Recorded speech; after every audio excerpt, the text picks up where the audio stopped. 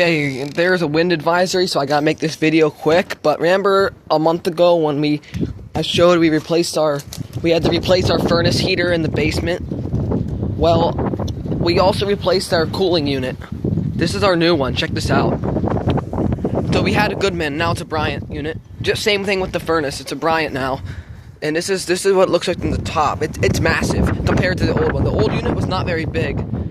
And no, it is not on. The wind is currently blowing the fan. It's not actually on right now. It looks like it may be on because the wind is blowing the fan, but it's not. It's just because it's windy out here. Check out this down here. I don't know what this thing is. Oh, it's a filter. Oh, interesting.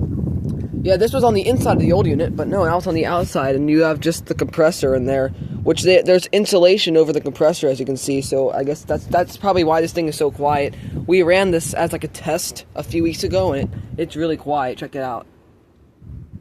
You can really see this now. There you go. So yeah, 30 feet of line set there. Not bad.